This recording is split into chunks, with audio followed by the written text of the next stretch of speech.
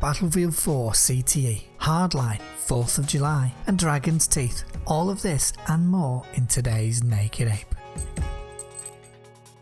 Hello guys and welcome, my name is ShavedApe and today I thought I would show you some CTE gameplay while we discuss the Battlefield state of play. But first, this. I know it's a little late, but happy 4th of July to all my American viewers. Thank you for being here, and to everybody else, happy weekend. Yeah baby, pub time! Okay, so Battlefield CTE, or the Community Test Environment, has been around for a while now, and I have to say, I'm really starting to see some nice changes. The patches are coming thick and fast, and the improvements are happening more and more. They are really listening to us, and suggestions that are made are definitely making it into the test environment quickly, like the triage system, the medic revive thing that tells you how long you've got to revive someone, and it's a really nice feature. Now there are those that say it's too late, but I'm not so sure about that. With every DLC that's released, gamers come back and try them, and when they do, they'll see the improvements made and perhaps stay. Now of course it's not perfect, but no game will ever be perfect, and as I say, better late than never. Sure, it should never have happened, but it did,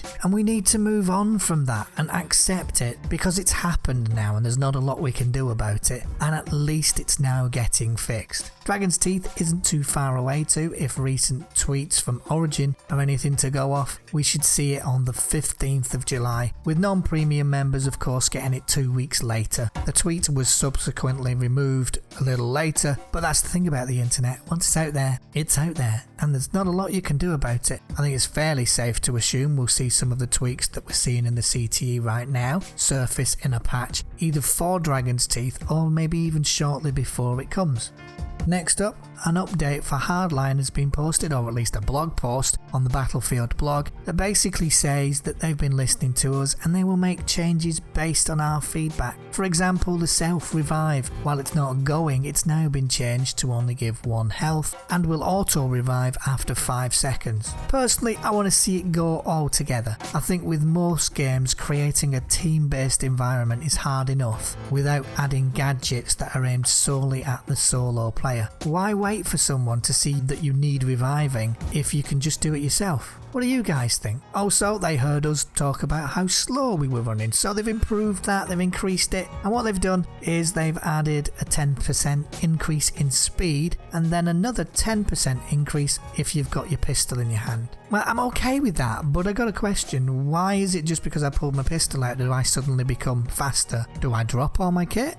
Anyway, as for Hardline itself, I really enjoyed it. I loved it in fact, and I think I will play a lot of it when it comes out. I'm very interested in the next beta of course, because well, that's coming in the autumn or fall time, and I really want to see how things have changed. There are those that think it's just a DLC and a reskinned Battlefield, and well, yeah, sure, it's Battlefield, it's made on the same engine, it's being given the same name. A Battlefield game should play like Battlefield. Does the cops and robbers theme work in Battlefield? Well, I don't know, but actually I'm not sure I care. I don't subscribe to this notion that Battlefield must have massive maps with multiple tanks and planes. For me, Battlefield is a shooter that I love playing, and I'm happy for it to go off in different directions as it gives more of a choice of how to play, and Battlefield has always done that. Don't want to be a pilot? Don't get in a plane. Hate tanks? Stick to the more infantry focused maps. It's just an expensive DLC though. Well okay, but a DLC comes with 1, maybe 2 modes, maybe 3 or 4 guns, 4 maps,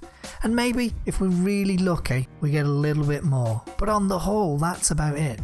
My guess is the final game will come with a lot more than that. Now don't get me wrong, I don't want to see a Call of Duty type release schedule with yearly releases and not much else, but I can't say I'm surprised at this current move. What is good however is that CTE fixes found in Battlefield will be seamlessly added to Hardline, so that should make for a much more stable launch. For me, Hardline just played much more to my strengths than Battlefield 4 does. Sure, I can drive a tank, fly a heli and crash a plane, playing, but I prefer to foot stomp. That's what makes the game fun for me. Battlefield's about tanks, you should go play COD. Yeah, okay, and the words fuck and off come to mind when I hear that kind of bullshit. Okay, and before I start to get into any sort of rage now based on words like that, I think I'll leave it there. As always, thank you all for watching, I really do appreciate your time, and I will hopefully see you very soon.